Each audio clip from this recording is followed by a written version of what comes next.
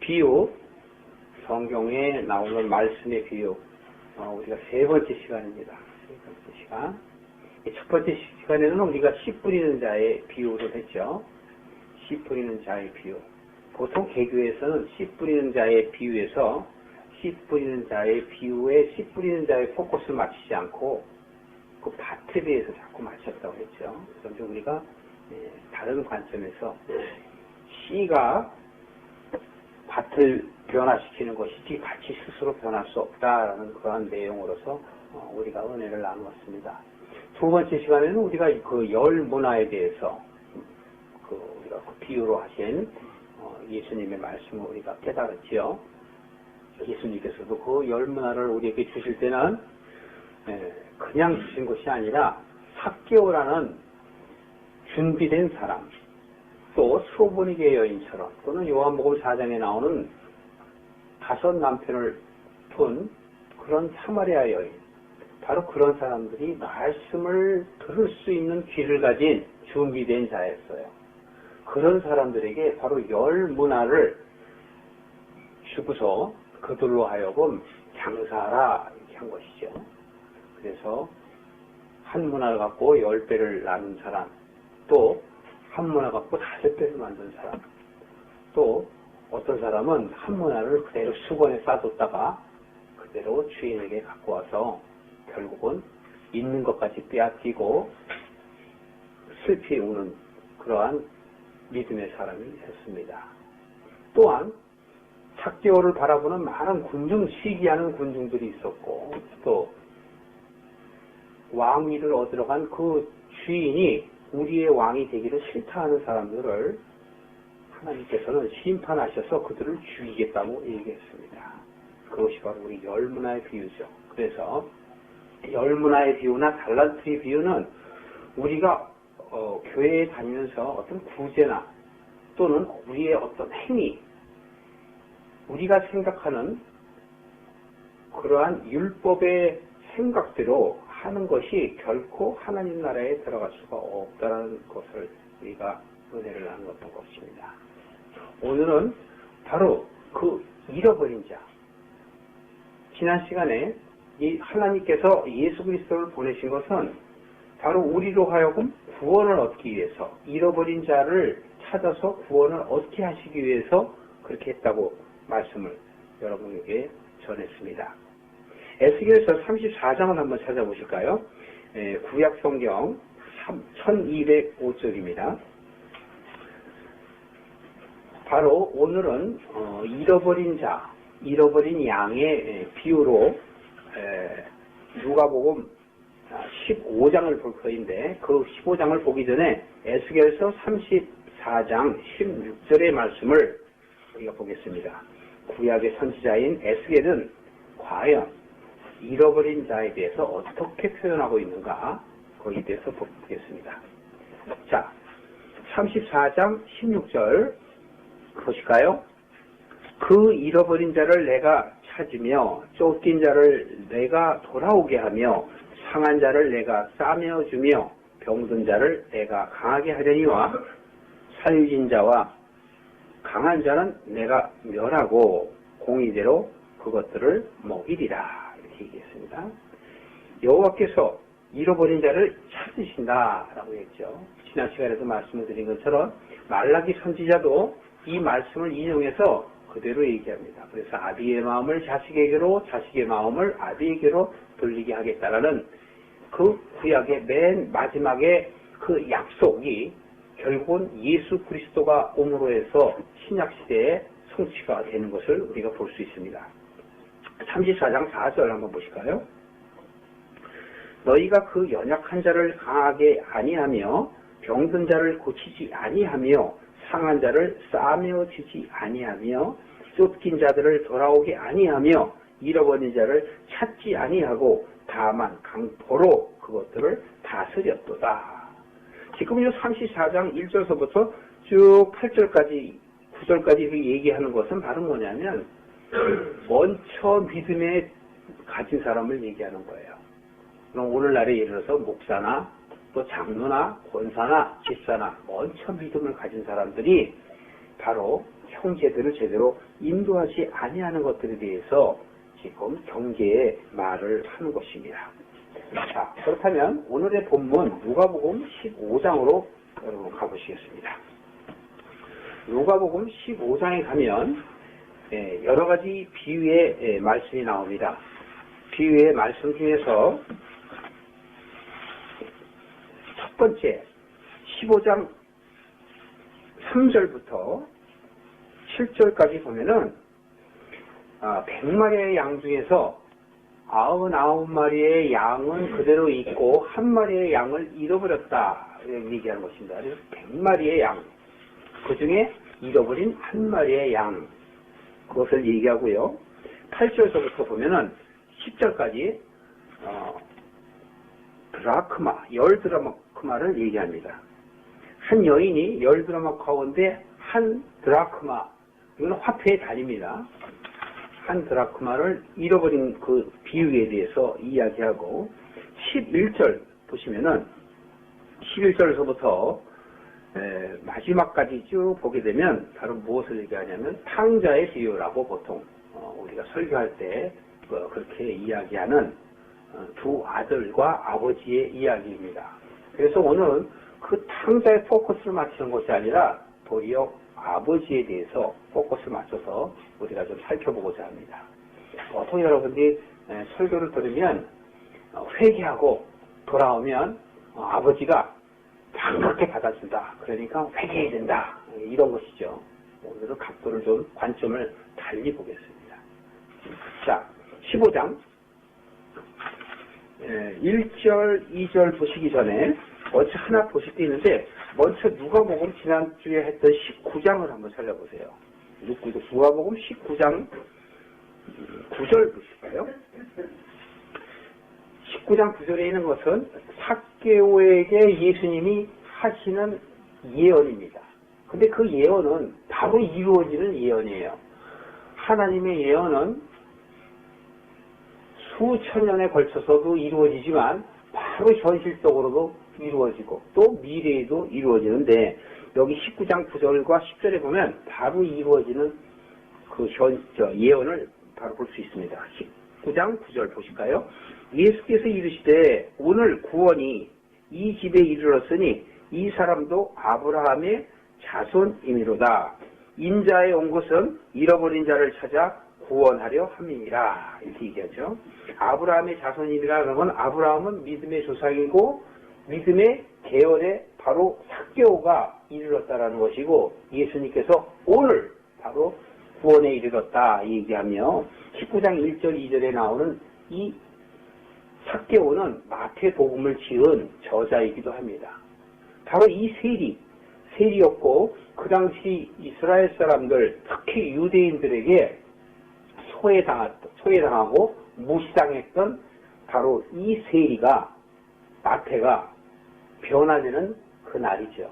바로 오늘입니다. 오늘 여러분들에게 오늘날 잘 얘기했죠. 육적인 생각이 죽는 날, 영적으로 새롭게 사는 날, 세상에 대해서는 죽고 하나님에 대해서는 사는 것, 바로 그것이 마지막 날이며 오늘날입니다. 자, 누가복음 15장 1절 보시겠습니다.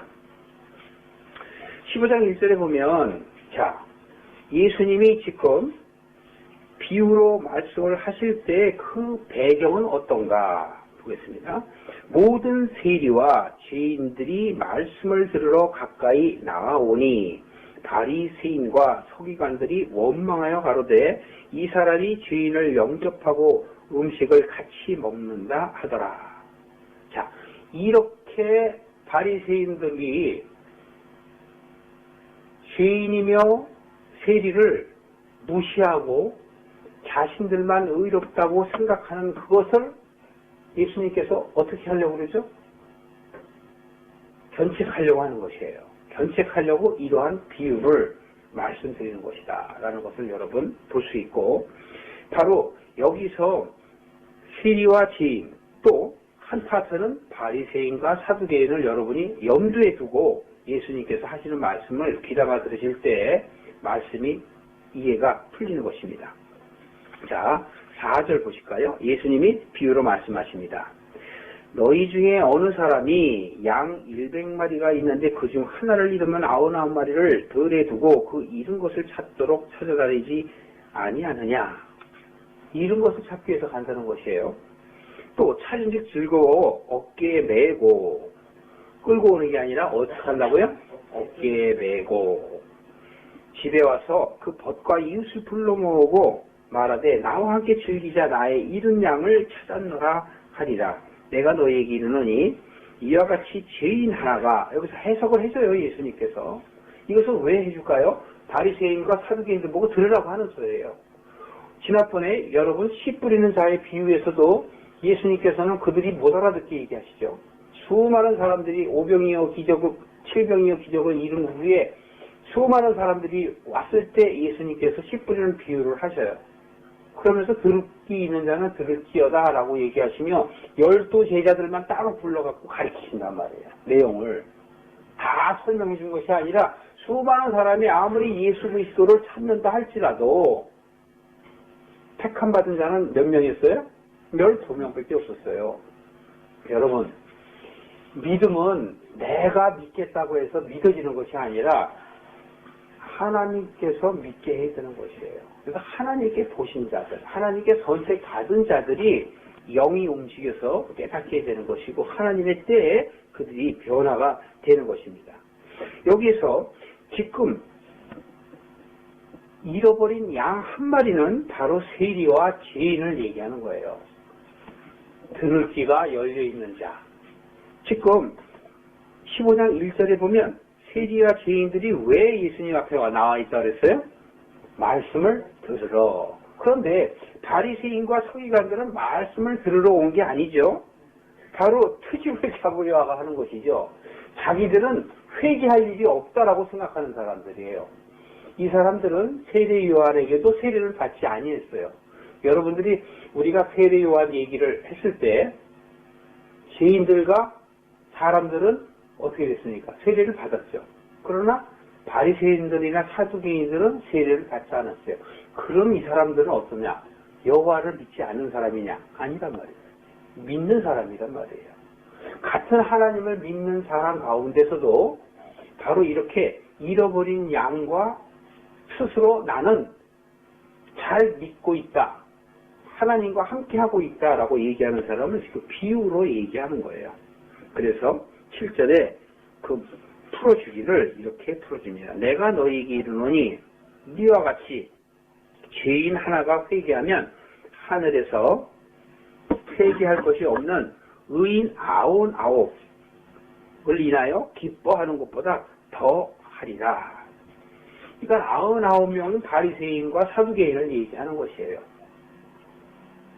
그리고 지금 세리와 죄인은 또 어떤 의미가 있냐면 영적으로 이방인을 얘기하는 거예요. 그리고 사두개인과 바리새인은 유대인을 이야기하는 것입니다. 자, 두 번째 비유는 어느 여자가 10드라크마가 있어요. 10드라크마가 있는데 한 드라크마를 잃어버렸어요. 그래서 불을 켜고 막 빗자루를 들고서 막 쓸고 닦고 하면서 찾는 거예요. 오늘날 여러분들이 다이아바지 잊어버리면 어떻게 돼요? 다이아바지 아니라 금바지 하나 잊어버려도 난리 나지 않습니까? 누가 가져가지 않았냐, 의심이란 의심은 다 해가면서 그냥 싹싹 먼지 하나 없이 그냥 다 털어가면서 늘 찾으려고 하지 않습니까? 바로 그런 여자 같다라는 것입니다. 그런데 한 드라크마를 찾으면 얼마나 기쁜지 이 사람이, 바로 이 여자가 벗과 이웃을 불러 모으고 이야기하되 나와 함께 즐기자. 이런 드라크마를 찾았노라 이렇게 얘기해요.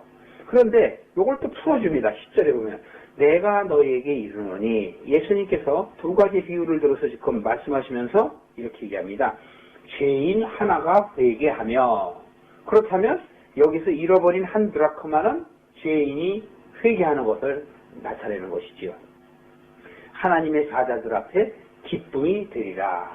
여기서 하나님의 사자, 여러분 하나님의 사자는 누구를 얘기하나요? 천사들은 누구를 얘기하나요? 날개 달리고 날아다니는 사람이 천사가 아닙니다. 하나님이 보내신 자가 천사고, 여러분이 말씀을 깨달으면 여러분들이 천사예요. 여러분들이 사자란 말이죠. 선지자. 그러면 말씀을 깨달은 사람, 먼저 깨달은 사람이 선지자예요. 여러분들이 말씀을 깨닫게 면 여러분이 선지자예요. 예를 들어서 아까 우리가 에스겔서를 받고 또 말라기에 대해서 말씀을 했지만 그 많은 말씀을 깨닫고 하나님께서 보셔서 이스라엘 백성들로 하여금 깨닫게 하고 경고 주고 그들로 하여금 예언을 한 사람들만 예언자고 선지자가 아니라 여러분들도 선지자고 예언자예요. 예언이라는 건 성경에 있는 말씀을 내가 깨달으면 그것이 바로 예언이에요. 그렇습니다, 여러분. 자, 11절 이하에 보시면 이번에는 두 아들과 두 아버지의 비유를 들어서 말씀을 합니다. 자, 보실까요? 11절에 보면 어떤 사람이 두 아들이 있는데 그 둘째가 아비에게 말하되 아버지여 재산 중에서 내게 돌아올 분깃을 내게 주소서. 이거는 뭐 예나 지금이나 똑같죠. 아들들은 자기가 일해서 본 것도 아닌데 응당히 받을 것만 생각하죠. 자, 돌아올 분깃을 내게 주소서 하는지라 그 아비가 각 살림을 각각 나눠 주었으며 나눠 주었다 그러죠. 각각. 그러면 큰아들 작은아들 둘 다 나눠 줬어요. 그 후 며칠이 못되어 둘째 아들이 재물을 다 모아가지고 먼 나라에 가서 며칠이 안 돼갖고 둘째 아들은 아버지가 나눠준 그 재물을 들고 튀었습니다. 집에서 튀어버렸어요. 그런데 여러분 이 당시에 이스라엘의 통습은 부모님이 살아있을 때 재산을 물려받지 못해요. 또 아버지가 이렇게 자식이 요구해서 또는 아버지의 임의대로 자식들에게 줄 수는 있습니다. 그러나 줄 수는 있으나 그것을 처분을 하지 못해요. 자식들이 임의대로. 그러니까 부모가 죽기 전에는 아버지가 주었다 하더라도 그것을 팔아치울 수가 없어요. 팔게 되면 어떻게 되냐면 레이기를 보면은 돌로 쳐 죽이라고 그래요. 그렇게 예전에는 그 법이 엄했어요. 그런데 지금 여기서 이 비유로서는 지금 그 당시의 법을 따지면 이 아들은 어떻게 되는 거예요? 죽어야 될 아들이죠. 죽은 자란 말이에요. 이미 아버지의 재산을 갖고 튀었단 말이에요. 도망갔단 말이에요. 죽을 자예요. 그래서 아버지의 의사가 상관이 없이 그것을 본 동네 사람들이 쫓아가서 얘를 죽여도 돼요. 그것이 당시 레이기법이에요. 자, 좀 더 살펴볼까요? 그런데 먼 나라, 여기서 먼 나라는 세상을 의미하는 겁니다. 거기서 허랑방탕하여 그 재산을 허비하다니 다 없이 한 후에 그 나라에 크게 흉년이 들어 저가 비로소 궁핍한지라 가서 그 나라 백성 중 하나에게 붙여사니 그가 저를 들로 보내어 돼지를 치게 하였는데 저가 돼지 먹는 지엄 열매로 배를 채우고자 하되 주는 자가 없는지라. 결국은 그 재산이 많은 아버지, 풍족한 아버지의 곁을 떠나서 이것은 지금 하나님을 떠난 걸 얘기하는 겁니다. 비유로. 하나님을 떠나서 하나님의 자녀가 세상을 쫓아간 거예요. 여러분에게 제가 노차에 말씀했죠. 지난번에도 말씀을 드린 것처럼 우리가 죄가 없다면 우리는 이 세상에 있을까요? 없을까요? 우리는 죄가 없다면 이 세상에 있을 이유가 없어요. 바로 우리가 의인이라면 우리는 하나님과 현재 같이 있을 거예요.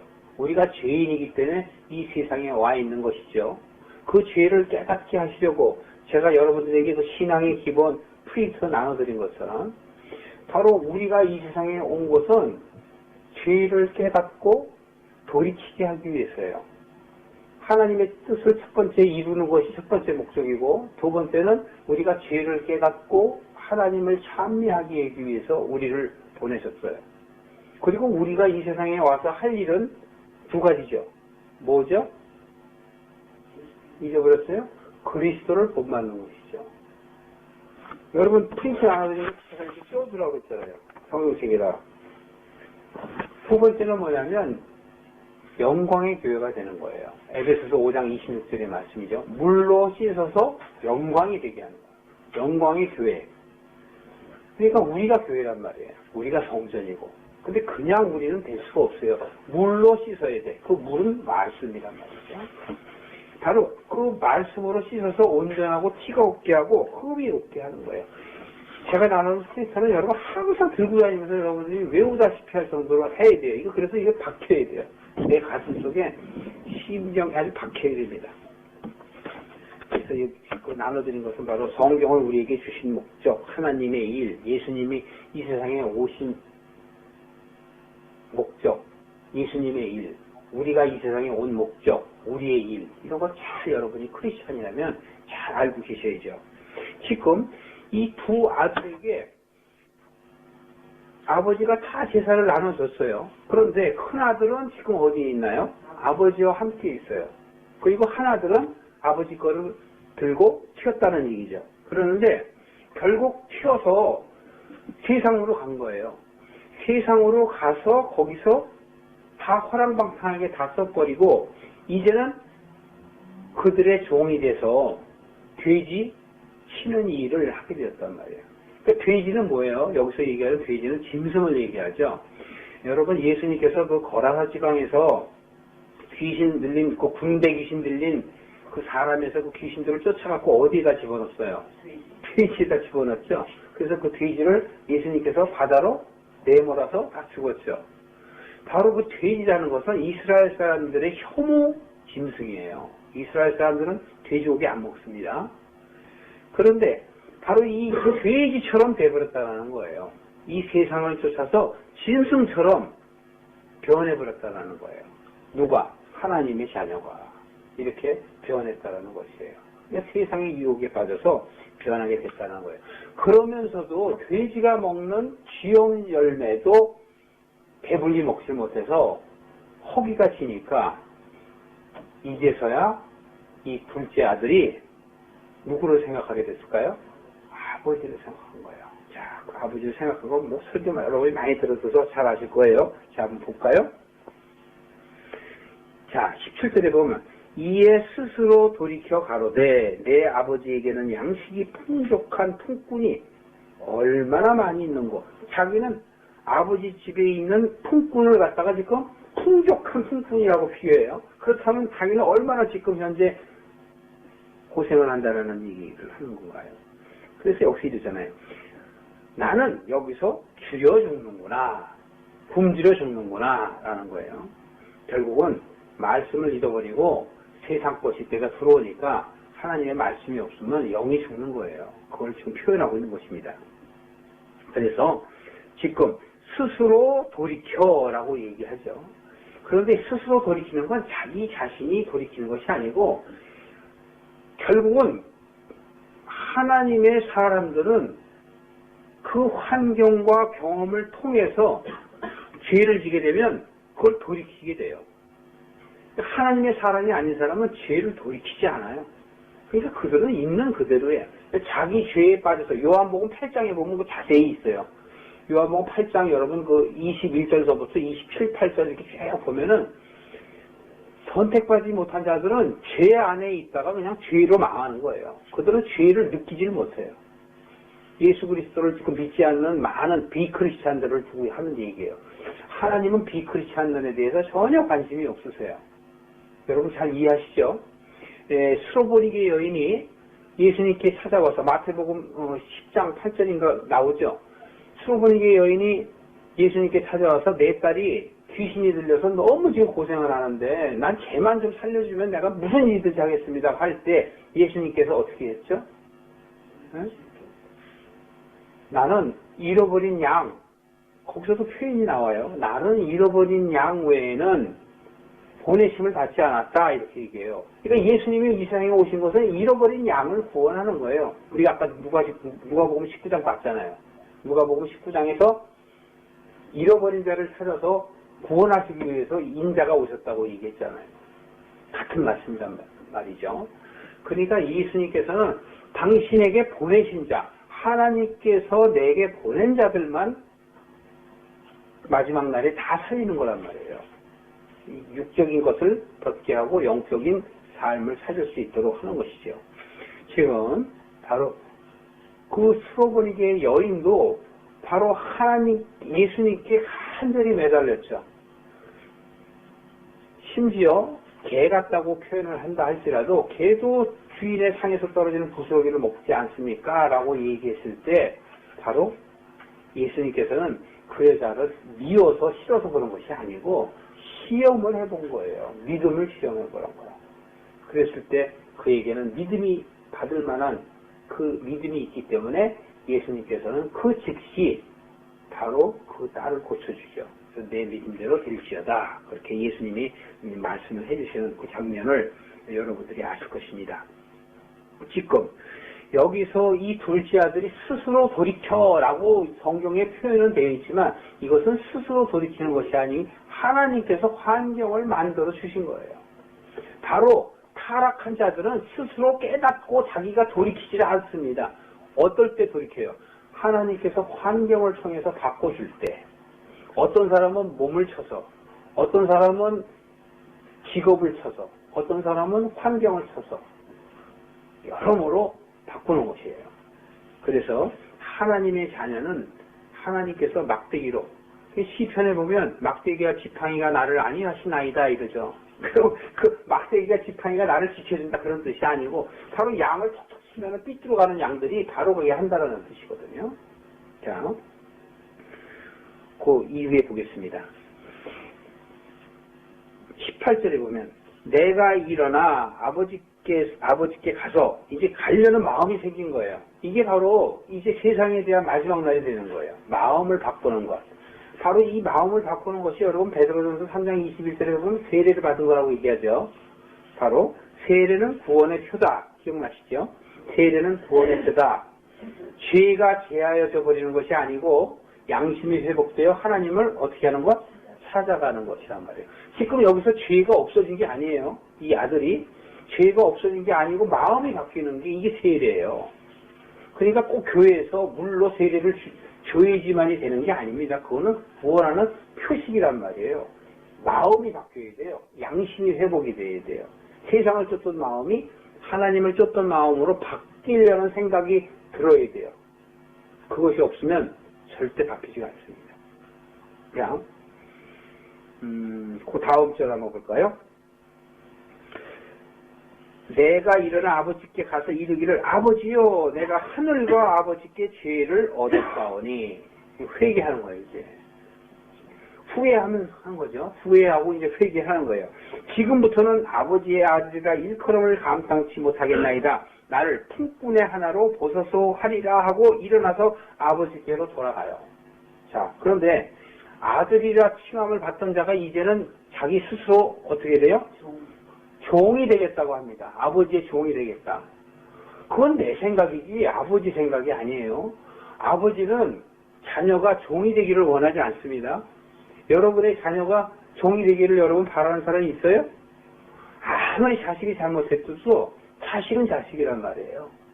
그러니까 그 인간 관계에서 부자 간의 관계를 통해서 하나님의 마음을 표현하는 거예요. 지금.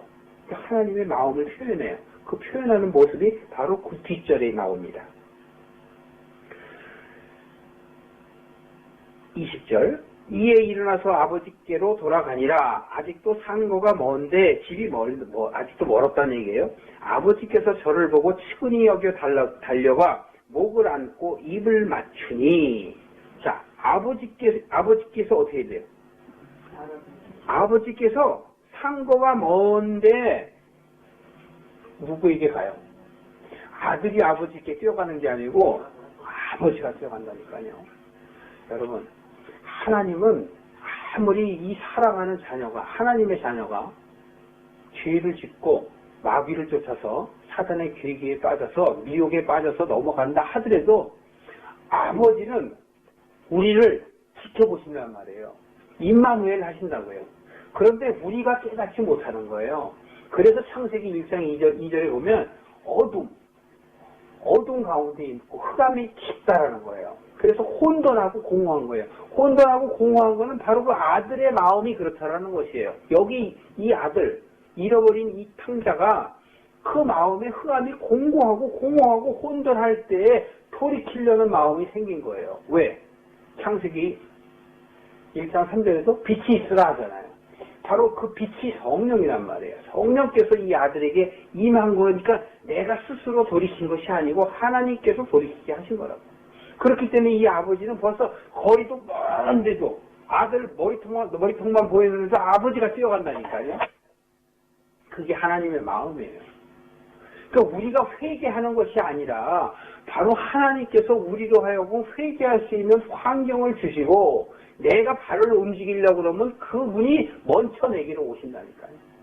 그래서 아버지가 내게 오시는 거예요. 아버지가 내게 오셔. 그것이 바로 은혜고 선물이고 구원이고 복음이에요. 하나님의 은혜가 내게 오면 그 은혜가 내 안에서 어떻게 돼요? 싹을 틔우고 채소로 자라고 또 장성해서 과실을 맺을 수 있는 과목으로 나무로 자라야 되는 거예요. 여러분 여기 놔두고 창세기 한번 3장만 가보실래요? 창세기 한 3장 8절 정도 있을 것 같아요. 그 선악과를 먹어서 벌을 받죠. 선악과를 먹어서 이제 벌을 받게 될 때 그 벌을 하나님께서는 징계하시기 전에 무엇을 먼저 하시냐면 물어보셔요. 문책하신단 말이에요. 그럴 때 첫 번째 누구에게 먼저 물어보셨어요? 책임자인 아담에게. 아담이 먼저 이 세상에 나왔잖아요. 그러니까 아담한테 먼저 얘기를 하신다고요. 자, 징계하시는 거 한번 보세요. 3장 8절 말고 3장 12절부터 3장 12절부터 보세요. 아담이 하나님한테 대답을 할 때 뭐라고 얘기해요? 하나님이 주셔서 나와 함께 하신 여자 그가 그 나무 실과를 내게 주므로 내가 먹었나이다. 그리고 죄를 어떻게 해요? 전가시키죠. 핑계한단 말이에요. 내가 잘못한 게 아니고 누가 잘못했다? 네, 하나님이 주신 여자가 잘못했다라는 건 하나님한테 죄를 넘기는 거예요. 여자한테 지금 얘기하지만 사실은 하나님한테 지금 전가시키는 거란 말이에요. 그랬더니 하나님께서 그 다음에 누구한테 또 이제 물어봐요? 여자에게 물어보죠. 13절에 보면 여자에게 이르시되 네가 어찌 해서 그렇게 했냐? 그랬더니 여자는 또 누구한테 전가해요? 죄를? 뱀에게 전가해요. 뱀에게. 뱀이 꾀서 그랬다 이거예요. 그런데 징계는 어떻게 하냐면 거꾸로 갑니다. 14절에 보면 물어보시는 거는 아담에게 그 책임력으로 물어보시고 그 다음에 여자에게 물어보시고 뱀에게 물어보세요. 그런데 징계를 주시는 거는 거꾸로 가요. 뱀에게 얘기합니다. 14절에 보면 뱀에게 이르되 내가 이렇게 하신즉 내가 모든 육축과 들의 모든 짐승과 더욱 저주를 받아 배로 다니고 종식토록 흙을 먹을지니라 이렇게 얘기한단 말이에요. 그래서 지금 뱀이 팔다리가 다 잘리죠. 뱀이 팔다리가 다 잘리는 건 그 뱀의 사역을 못하게 하는 거예요. 뱀의 사역을 다 달리고 흙을 먹는다는 건 사람이 뭐에서 만들었어요? 흙으로 만들었어요. 그러니까 사람을 먹는 게 아니라 사람의 생각을 미혹하는 거란 말이에요. 흙을 먹는다는 것은. 그 다음에 15절에 보면 내가 너로 여자와 원수가 되게 하고 너의 후손도 여자의 후손과 원수게 되게 하려니 여기에서 여자의 후손은 예수 그리스도를 예표하는 겁니다. 예수 그리스도를 예표하기 때문에 여자의 후손이 내 머리를 쳐서 상하게 할 것이다 라는 것이에요. 그것이 바로 무엇이죠? 마귀의 일을 멸하는 것이에요. 그래서 예수님께서 이 세상에 오셔서 예수님이 하는 일은 마지막 날에 아버지께서 주신 자들을 다 살리는 일이 첫 번째고 두 번째는 바로 요한일서 3장 8절에 있는 마귀의 일을 멸하는 거예요. 그래서 마귀가 붙잡고 있는 하나님의 자녀를 놓게 만드는 거예요. 그러면 바로 이 탕자처럼 돌아오게 되는 거란 말이에요. 돌아올 생각을 갖게 되는 거예요. 그러니까 자기 자신의 의지 갖고 돌아오는 것이 아니에요. 그 마음을 갖게끔 하나님께서 환경을 조성하셔서 그렇게 하는 것이지. 그러니까 우리 스스로가 회개합시다. 안 된다니까. 하나님께서 그런 여건이 오면 하나님께서 내게 그런 마음을 주시는구나. 그렇게 여러분들이 생각을 하셔야 되는 것이에요. 자, 우리가 이왕 창세기 편 김에 제가 몇 가지 말씀을 한번 드려볼게요. 자, 여기에서 이 여자는 어떻게 해야 됩니까? 16절에 보면 뱀에게 먼저 징계하고 여자에게 징계합니다. 거꾸로 가니까 내가 네게 잉태하는 고통을 크게 더하리니 내가 수고하고 자식을 낳을 것이며 그러면 아이를 베고 낳는 아픔, 고통이 따른단 말이에요. 오늘날의 육신에서 지금 어머니들이 자식을 낳을 때 자식을 베면은 뭘 해요? 응? 입덧하잖아요. 입덧. 그게 고통이잖아요. 언제까지 입덧해요? 애 낳을 때까지 하잖아요. 사람에 따라서 다르지만. 그리고 아이를 낳을 때 그 고통은 더 심해지잖아요. 그 성경에 지금 나오고 있잖아요. 네가 수고하여 자식을 낳을 것이며 그 수고는 고생해서 난다는 얘기예요. 또 너는 남편을 사모하고 남편은 너를 다스릴 것이니라 하시고 여기서 지금 얘기하는 그 아이를 잉태하는 건 씨를 잉태하게 하는 거 씨. 그래서 이 여자가 선악과를 먹었잖아요. 그 씨를 말렸단 말이에요. 남자의 씨를 말려버린 거에 하와예요. 남편을 돕는 배필로 했는데 도리어 남편을 죽여버렸단 말이에요. 이 여자가. 그렇기 때문에 이 여자는 남편의 씨를 사모하게 만든 거예요. 그래서 여기서 남편의 씨는 바로 뭐냐면 하나님의 말씀을 얘기하는 거예요. 말씀이 내게 들어와서 해산할 때까지 10달 동안 그것을 비유로 얘기하는 거예요. 내 안에 들어와서 믿음으로 자라나는 그 고통. 영적으로 말하면 내 안에 씨가 들어와서 내 안에서 해산할 때까지의 사람으로 변해가고 해산하고 나서 자기까지 그 고통이란 말이에요. 그리고 남편을 사모한다는 것이요. 그게 여자에게 준 하나님의 징계예요. 그렇기 때문에 그 전에는 그런 징계가 없었죠. 그러니까 말을 잘 들었었으면 그런 순종했으면 그런 징계가 없을 터인데 지금 잘못했기 때문에 그걸 겪어봐야 안단 말이에요. 겪어보지 않으면 못해요. 그러니까 여자는 요즘에 애를 낳게 되면 남자 머리끄댕이 잡고 다니잖아요. 남편을 사모해서 그런 것이 아니라 원수라고 그러는 거지 원수. 근데 자기가 계속 그게 원수처럼 생각하면 안 되는 거예요. 그런 속에서 자기 자신을 바라봐야 돼요. 17절에 보면 아담에게 이제 하십니다. 아담에게는 어떻게 되냐면 너는 아내의 말을 듣고 내가 너더러 먹지 말라 한 실과를 먹었기 때문에 하나님의 말을 듣지 않고 누구 말을 들었다고요? 아내 말을 들었기 때문에 바로 하나님께서 먹지 말라고 그랬는데 내가 너한테 직접 얘기했는데 왜 네가 아내가 먹으면 그 먹으면 안 된다고 얘기를 해야지 다스림의 원칙을 제대로 지키지 못했다라는 것이요. 그렇기 때문에 어떻게 돼요? 이 아담에게도 하나님께서 벌을 주는데 어떻게 하냐면 저주를 받고 너는 종신토록 수고해야 된다. 근데 땅이 너로 인하여 저주받았단 말이에요. 땅이 저절로 저주받은 게 아니고 누구 때문에? 아담 때문에. 왜냐하면 1장 12절인가요? 어떻게 됐어요? 아담에게 이 모든 것들을 어떻게 하라고 그래? 다스리라고 그랬잖아요. 너희는 생육하고 번성하고 다스리라고 그랬는데 지금 다스리지 못하고 도리어 저주를 줬단 말이에요. 그래서 땅이 너로 인하여 저주를 받았다는 거예요.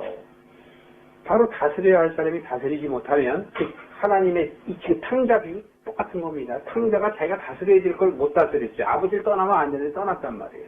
그래서 결국은 그런 죄악과 고통을 겪고 다시 돌아오는 과정을 한 것이죠.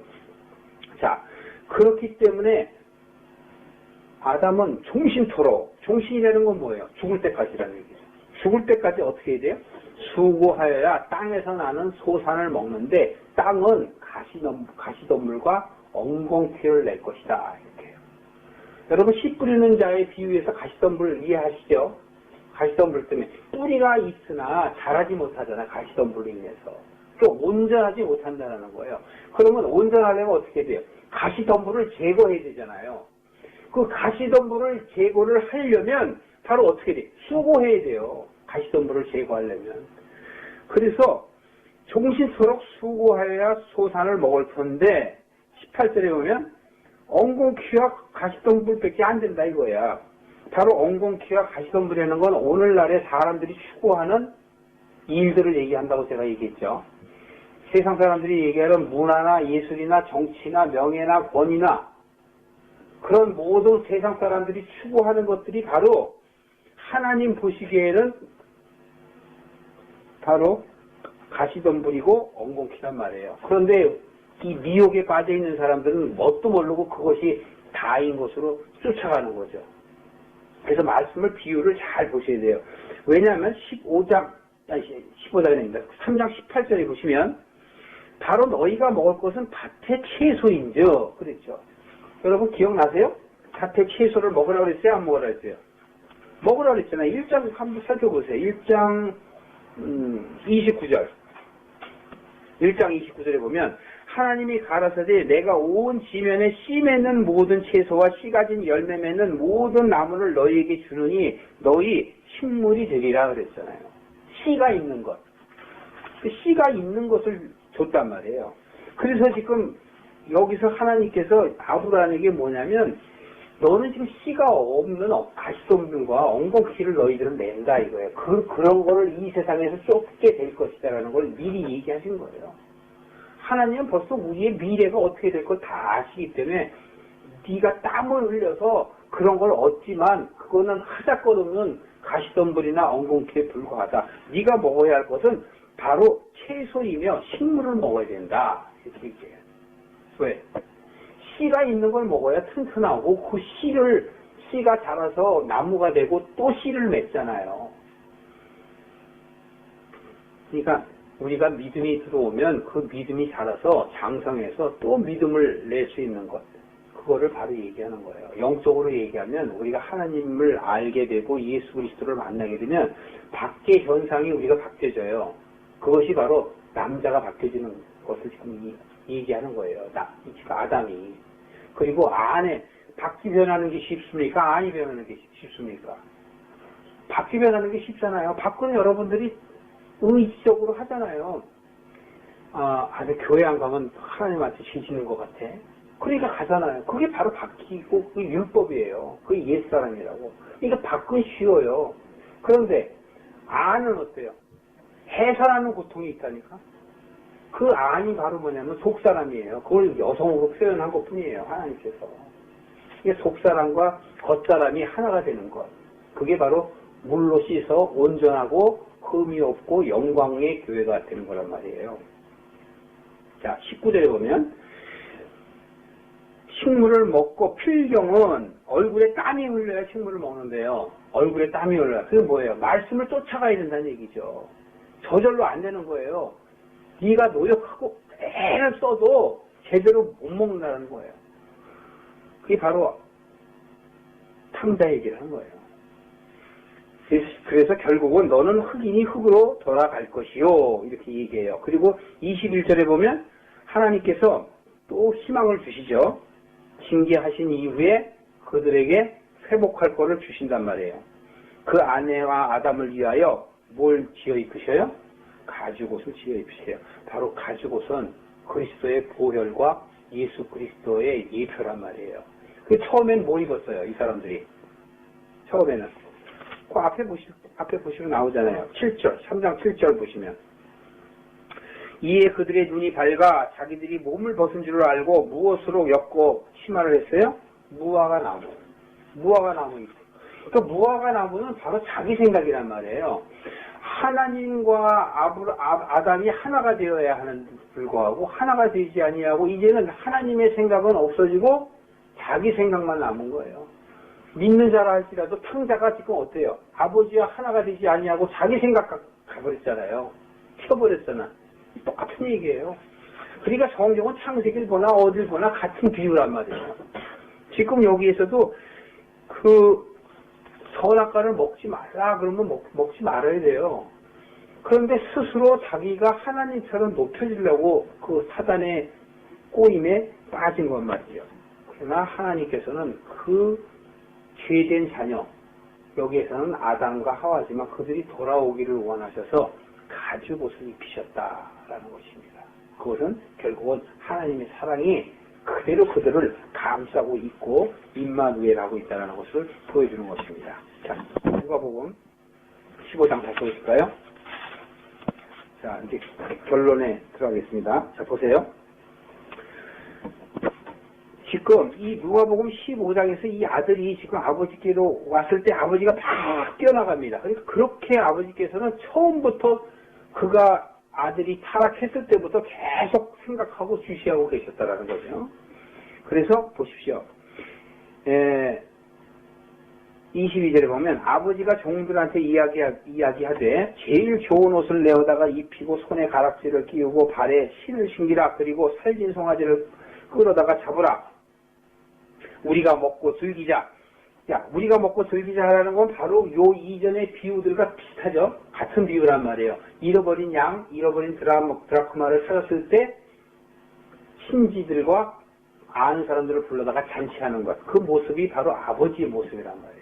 그러니까 바로 잃어버린 양이나 잃어버린 드라크마를 찾아서 아버지가 기뻐했다라는 것이죠. 자, 그런데 24절에 보면 죽었다가 다시 살아났으며 바로 영적으로 죽은 걸 얘기하고 사는 거예요.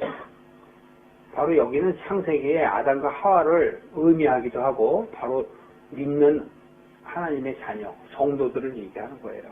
죽었다가 우리가 마귀의 포임에 빠져서 죄인이 됐잖아요. 여러분에게 제가 그 하나님의 하늘의 비밀을 말씀드렸잖아요. 우리는 이 세상에 오기 전에 하나님과 함께 있었다. 그런데 우리는 하나님과 함께 있는 것들을 기억하지 못하게 되었다라는 것이에요. 왜? 죄를 지어서. 그래서 우리는 죄를 지었기 때문에 우리가 깨닫지 못하는 거예요. 그게 바로 어둠이 깊고 흑암이 깊은 거란 말이에요. 혼돈한 거란 말이에요. 그러나 빛을 보고 우리가 깨닫게 되고 내가 아버지의 자녀였구나 하는 것을 비로소 깨닫고 빛의 길로 바꾸는 것. 그것이 바로 택함 받은 자들이에요. 남은 자들이에요. 이렇다가 다시 얻었도다 하니 저희가 즐거워하더라. 누가 즐거워해요? 종들이 즐거워해요. 여기 종들은 바로 하나님의 사람들을 이야기하는 거예요. 자, 제가 유니티라고 얘기했는데 유니언이라고 마찬가지죠. 유니언 크리스찬. 하나님과 연합되는 거예요. 여러분들이 주기도문을 할 때 여러분은 내가 내게 죄 지은 자를 사하여 준 것 같이 이렇게 하는 거 있죠. 하늘이신 아버지 이름이 거룩히 여김을 받으시오며 나라의 임하옵시며 뜻이 하늘에서 이루어진 것 같이 땅에서 이루어지다. 아버지 뜻이 내게 이루어지이다. 오늘날 우리에게 일용할 양식을 줘. 오늘날은 바로 아까 그거예요. 옛 것이 죽고 이제 새 것이 되는 것. 양식을 주옵시고 다음에 뭐예요? 우리에게 죄 지은 자를 사하여 준 것 같이 우리 죄를 사하여 주십시오. 우리는 의인이 아니고 죄인인데 우리에게 죄 지은 자를 사하여 줄 권한이 없어요. 그런데 어떻게 하면 그게 되냐? 예수님하고 연합하면 되는 거예요. 그러니까 여러분들이나 저는 다 죄인이에요. 우리의 힘으로는 하나님 나라에 갈 수가 없어요. 그런데 누구 때문에? 예수님 때문에. 예수님과 연합하는 거예요. 그게 바로 예수님 안에 하나가 되는 거예요. 예수님 안에 우리가 하나가 되면 우리는 하나님 앞에 하나가 되는 거예요. 예수님께서 이러잖아요. 아버지가 내 안에, 내가 아버지 안에 이렇게 표현하잖아요. 하나님께서 예수 그리스도 마음 안에 있는 것이고 예수 그리스도의 말씀이 내 안에 있으면 예수님이 내 안에 있는 거란 말이에요. 여러분께 예수님이 있죠? 그러면 아멘해. 그럼 진짜 알고 아멘해. 말씀이 내 안에 있으면 아멘이고 말씀이 내 안에 없으면 아멘은 할 수가 없는 거예요. 그냥 하는 거는 가식이지. 그런데 이 마다들이 표현이 있죠. 마다들은 어떻게 된다고요? 마다들은 밭에 나가 있다가 오다 보니까 막 집에서 막 잔치하는 소리가 나니까 이게 뭔 소리냐 하고 종한테 물어보니까 종이 하기를 바로 잃어버린 그 탕자가 돌아왔다 얘기하니까 이 마다들이 집에 안 들어가요. 집에 마다들. 왜 안 들어가요? 열받잖아요. 당장 죽여야 되잖아. 레이기법으로 따지면 당장 죽여야 돼. 그런데 아버지가 도리어 죽이지 않고 어떻게 했어요? 용서해 줬잖아요. 다른 사람들이 못 죽이게 아버지가 가서 막아줬잖아요. 먼저 가서 뛰어가서 야, 이거 내 새끼야. 너희들 누구도 건드릴 수 없어. 하나님이 인치신 자는 누구도 손댈 수 없단 말이에요. 여러분들을 하나님이 그렇게 사랑하신다는 하나님의 사랑을 얘기하는 거라고 지금. 네? 하나님의 사랑을 지금 얘기하는 거예요. 그런데 이 아버지의 사랑을 느끼지 못하는 큰 아들은 지금 뭐라고 그래요? 저가 노하여 28절에 보면 들어가기를 들게 아니하니까 자 이번에도 누가 나와요? 아버지가 또 나와. 아들이 안 들어가니까 누가 나와요? 아버지가 나온다니까요. 바로 이 아버지가 나와서 이렇게 얘기합니다. 네가 아들이 이렇게 얘기해요. 나는 아버지를 섬겼지 않습니까? 여러분, 자식이 아버지를 섬깁니까? 그거 섬기는 게 아니에요.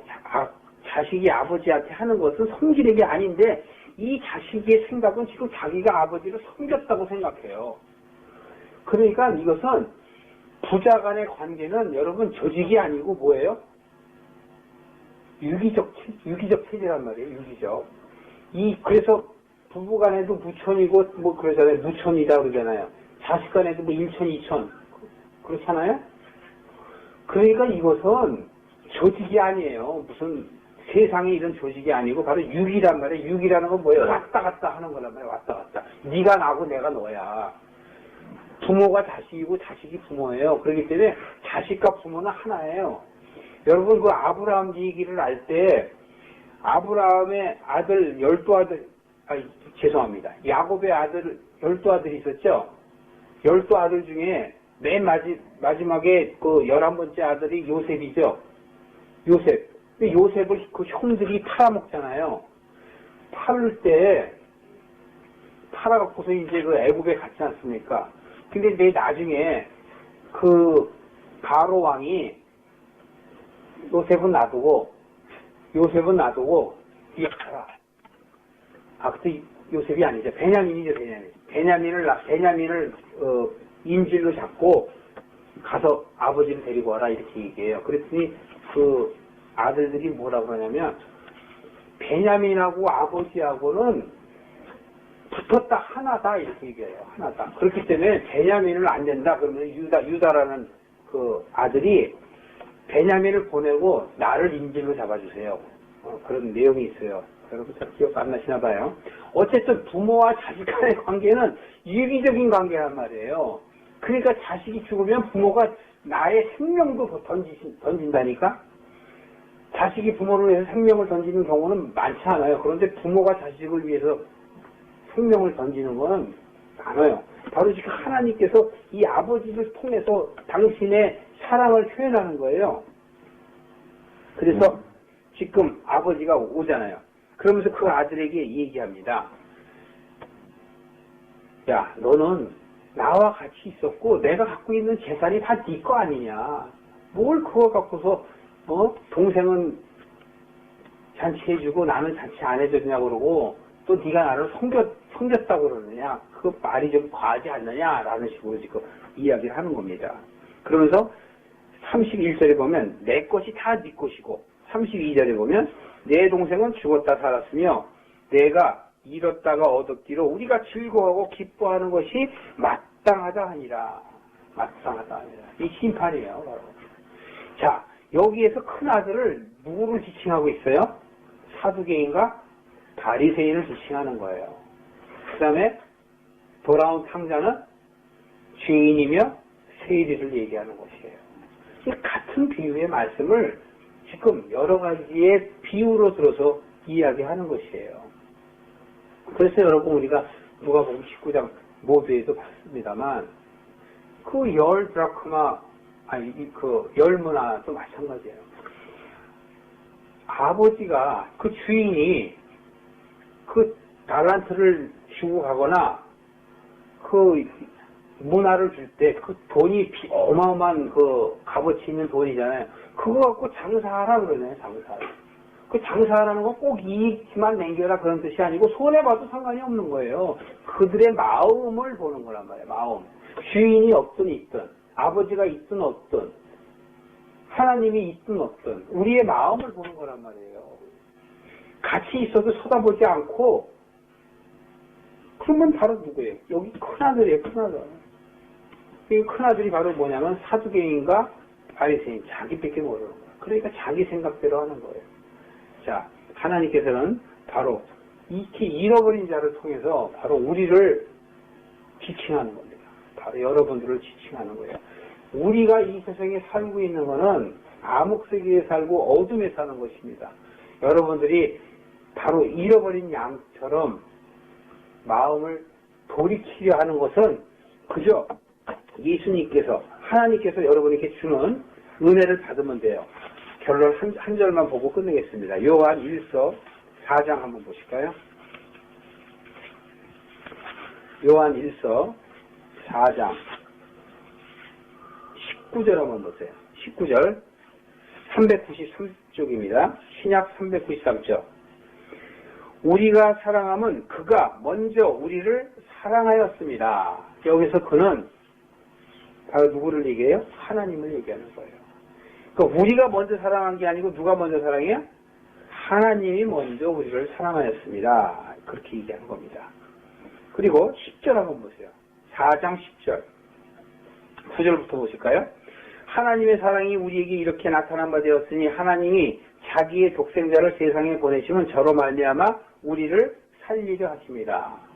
우리를 살리기 위해서 독생자를 보냈고, 그 다음 10절. 사랑은 여기 있으니 바로 이 사랑은 하나님의 사랑을 얘기해요. 우리가 하나님을 사랑한 것이 아니요, 오직 하나님이 우리를 사랑하사. 자, 여러분, 여기 두 아들이 아버지를 사랑했다고 얘기합니까? 아니라고 얘기하죠. 아버지가 두 아들을 사랑했다는 거예요. 작은 아들은 상자처럼 돈 들고 도망 튀었고, 둘째 아들은 섬겼다고 그러고 자기 자신을 드러내고. 그러니까 우리가 하나님을 사랑한 게 아니고 누가 사랑했다? 하나님이 우리를 사랑했다. 마치 아버지가 아들을 사랑한 것처럼. 그래서 바로 우리 죄를 위하여 예수 그리스도를 보내셔서 화목제로 보내셨고, 우리와 아버지의 사이를 이간시켜 놓은 사단 마귀를 밀쳐내고 우리로 하여금 아버지와 하나가 되게 하는 그러한 은혜의 말씀이 바로 잃어버린 자가 되찾은 것. 하나님의 사랑이 여러분에게 임하시기를 예수 그리스도의 이름으로 축원합니다.